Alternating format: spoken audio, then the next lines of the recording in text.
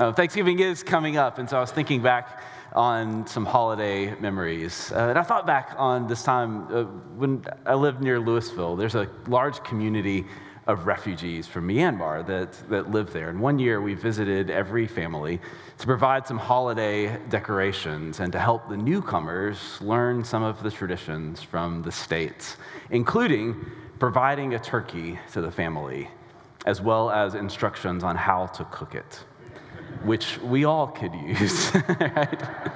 Now, in Myanmar, there are chickens and they have guinea fowl, but they don't have turkeys. They don't have anything close to that size. And so when you unveil a turkey, which is like 5 times bigger than a chicken, the jaws just drop. And they're like, everything is bigger in Texas. It's true, right?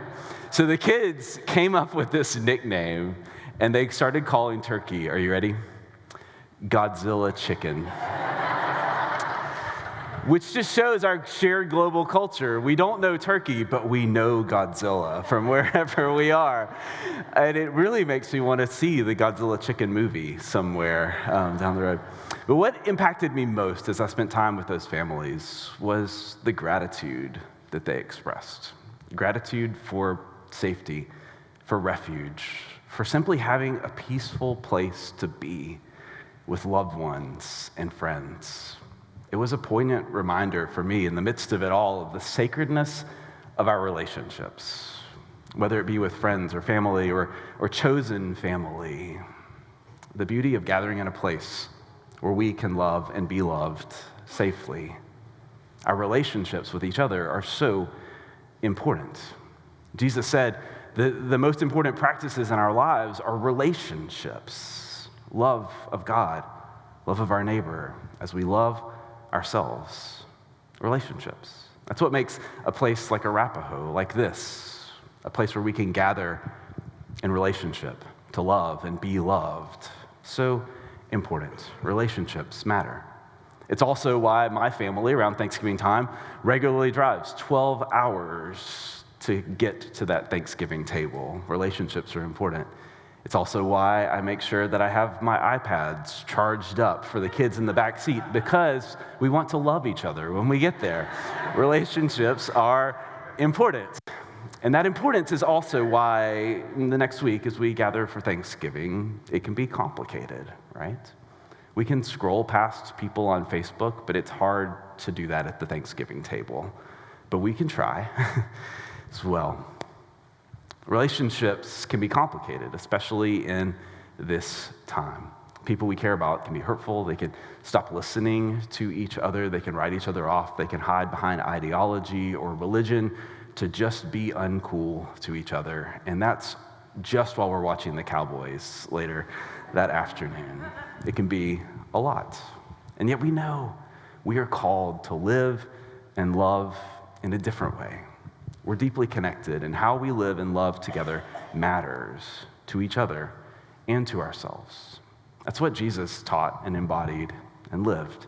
Jesus invited us to a different way, amidst the diversity of humanity, to help build a beloved community centered on love, symbolized by that common table where we gather and we find life, a way that shows that God cares more about people than religion, more about right relationships than being right.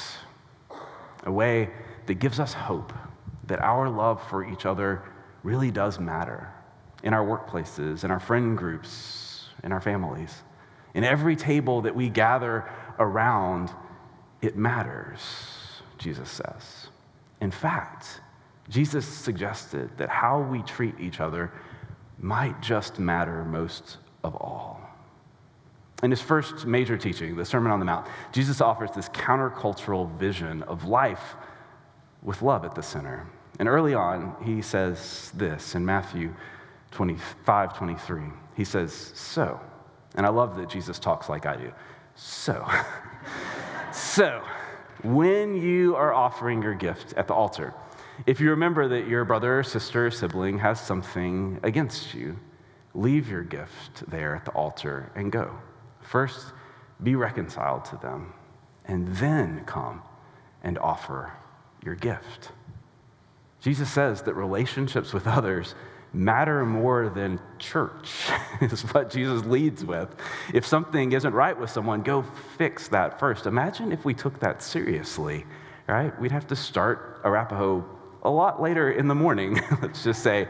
That's just because you'd be waiting on me to get there as I scramble to make things right. Jesus teaches us that our relationships with others are not secondary to our relationship with God. They're interconnected.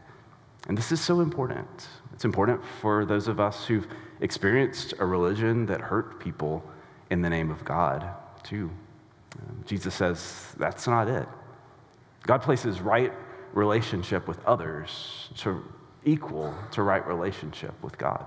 They're so interconnected that it can be hard to tell where one ends and the other begins. Love God, love neighbor as you love yourself are three sides of the same coin, which makes it a pretty magical coin when you think of it. But all things are possible. We've got Godzilla chickens, right? We can do anything. So deep down, we know that we need each other and that we thrive when we live well together in relationships marked by justice and righteousness, joy and peace, honoring each other's sacred fullness and who they are.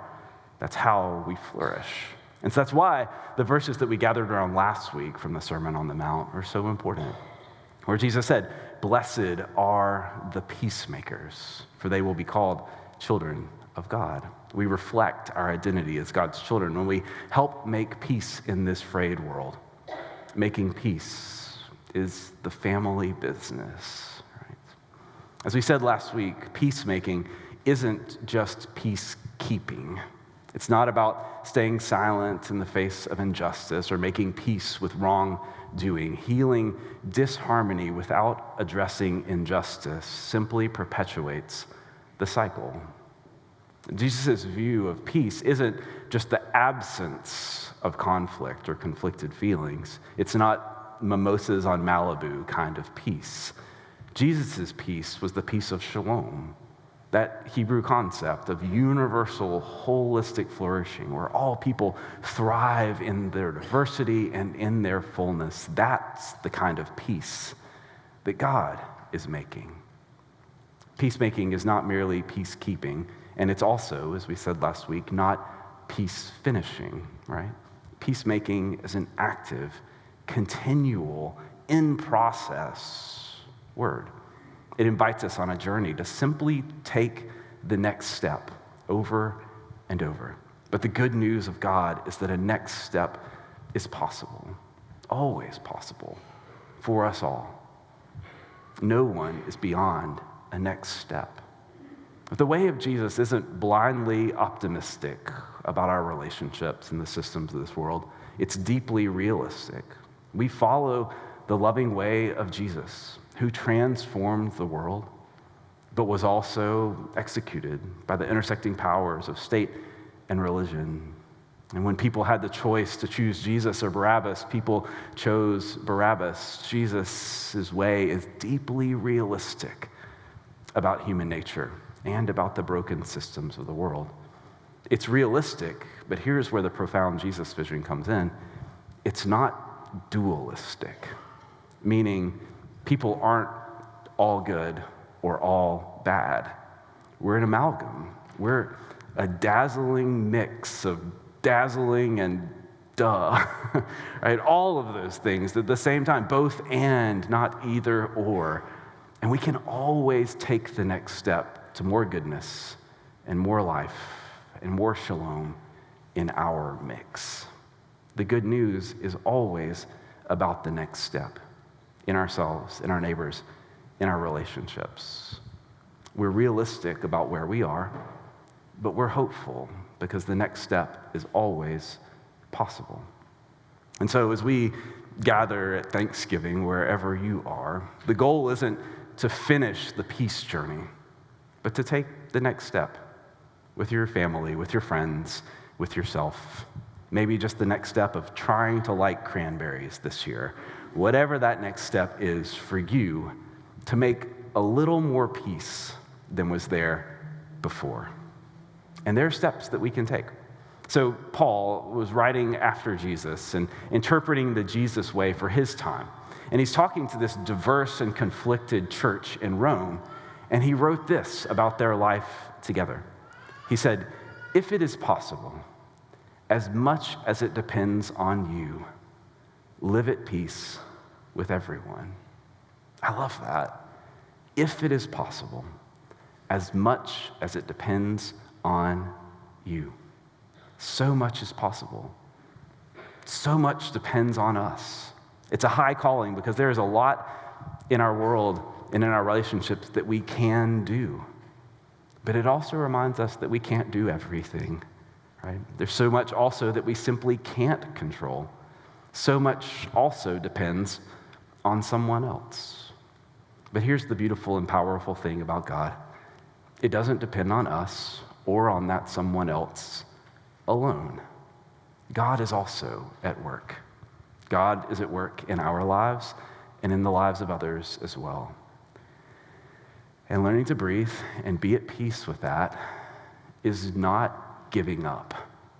Instead, it's opening our hands and trusting the God who is working in ways that we may never know in every life to make peace. Not all is for you to do, but find the right places where peace depends on you and work there to make it so. And trust that just as God is at work in our lives, loving us, transforming us, calling us toward our next step, that God is at work in our neighbor or our friend or our family member, the one who's on your mind right now. The deepest forces of love are at work. And sometimes our role is just to trust that and simply say, "Bless her heart." And mean it, right? And mean it. So much depends on us, but thank God we all depend on so much more. Sometimes Jesus himself set healthy boundaries.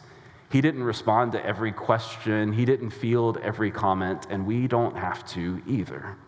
Sometimes Jesus even turned notifications off on his phone.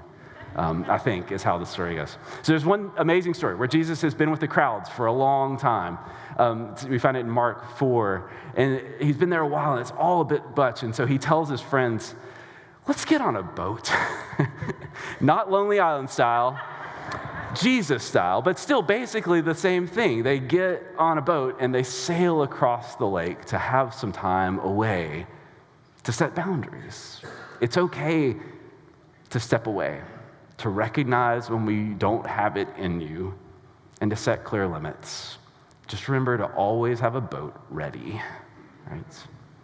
But when we're ready and when we go, let love be our guide.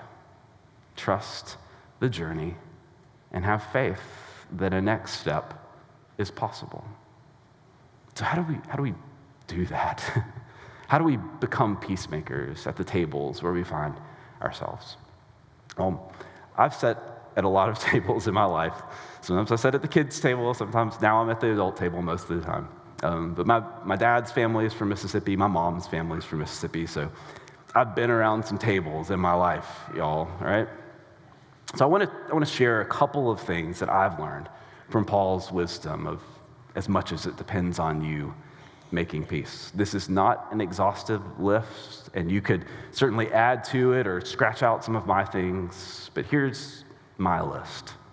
The first thing is this: go with open hands, a sincere heart, and true kindness.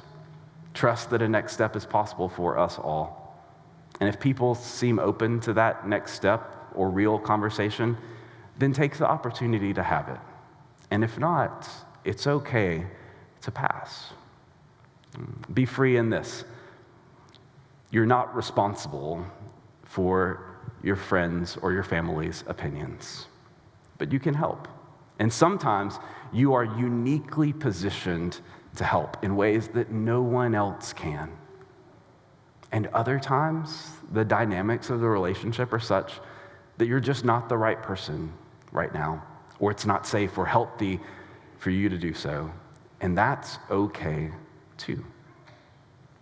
If you talk, don't use Scripture as a weapon, right? And don't let it be used against you in that way too. People use the Bible to end conversations, right? But the Bible is there for us to begin a conversation that leads us to love. And so let it do that if it's going to be a part of our conversation. And as we've said before, also, set healthy boundaries. Have boundaries. Those things that you can't talk about, know them and know your limits and be clear and just say, I can't really talk about this today. And be open to others' limits as well. If someone has crossed a line for you or for someone you love, say so. Don't do it in a way that's shaming. Maybe do it in private if that's an opportunity. But don't let harm continue. Not to win, but out of love. And fifth thing is this. Let it be a sincere conversation only. Right? Ask questions. Listen. Be curious with a sincerity. Don't volunteer your opinion unless someone wants it. But only have the conversation if people are sincere, and you are too. And if the opportunity is right. And if not, just say, I'd love to talk about this with you sometime. Let's get coffee when we're ready and we're open to have this conversation. And sixth, most importantly maybe, remember that relationships are a journey and protect them. So often, change in our life comes through relationships. That's how many of us have been transformed, through those relationships in our lives. And so if you are able, protect the relationship. Above being right in the moment, lean into being right with each other for the journey. And trust that the God who is at work for justice and righteousness and joy and peace is at work in every life. And remember in those relationships that your neighbor and you are a beloved child of God, dearly loved. You belong at every table where you sit. And you can do so much good in those spaces, but you don't have to do it alone, and you don't do it alone. You do it with the greatest force in the universe, who goes before you, who is at work even in the silence. You're at work with the God who is love. You don't do it in the force of your love alone. It's with God's love. And our story tells us that God's love wins. And so in those moments of complexity, lean on that and choose love. In everything, choose love. 1 Peter 4:8 says, love covers a multitude of things. Let it cover you. Speak the truth in love. Keep your silence in love. Reach out in love. Love is patient. Love is kind. Love doesn't rejoice in wrong, but it rejoices in truth. But most importantly, God's love never gives up. And God's love is with you and with your friends and your neighbors and your family and those relationships, never giving up, always working. And so it sounds simple, choose love, but it's not. Love is deep, but there is a deep simplicity at the heart of what we're called to do. We're called to build a beloved community with love at its center. And so we're invited to simply let love be what we build with. Let love always be our next step. And just know that on this journey, we're in this together. We're here for each other. We're listening, we're encouraging, empowering, sharing wisdom, sharing tears, offering compassion with each other. Sometimes just sharing a boat together on this journey, right? Helping each other choose love. When Jesus hopped onto the boat, he hopped on with his people, with his friends, and those who were at work with him in the hard things and the complex things of life. They weren't all alike. Jesus gathered the young and the old and the fisherman and the philosopher the devout and the doubters. But amidst the complexity of their differences, Jesus always found and called them to the deep simplicity of love. Love for God, love for each other, love for themselves, and invited them in all things to choose love and to take the next step. That's the simplicity at the heart of peacemaking. There was a peace worker whose works I've read named John Paul Lederach. He's the chair of the Institute of Peace Studies at Notre Dame University.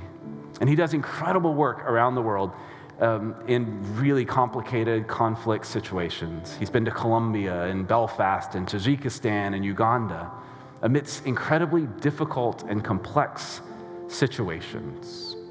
He tries to find the simplicity amidst the complexity. Even if it's just for himself, he refers to it as trying to find the haiku in the complexity. And so he's actually begun as this practice to begin writing haikus, peace haikus, as he's out in the field as his spiritual practice. And so a while back, he was actually working in Myanmar with some of the very people groups among the refugees in Louisville.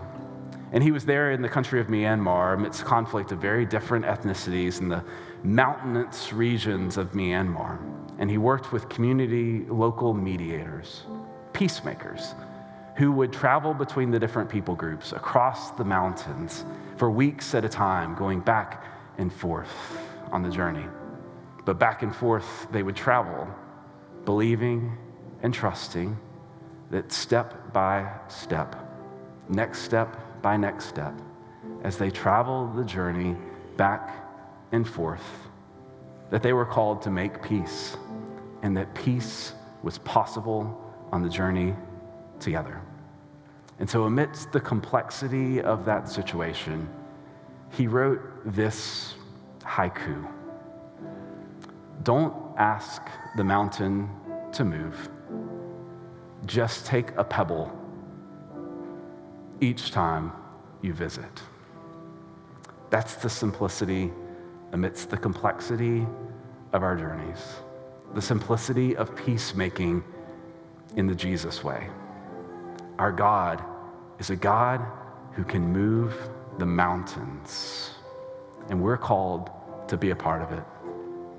Every step of our journey, God is with us and invites us to take a pebble of peace, to take a next step insofar as we are able, as much as it depends on us, be peacemakers in our world, moving mountains, next step by next step, pebble by pebble. May we, friends, be peacemakers in our world who choose love, knowing that God is with us and we are with you as well. Amen.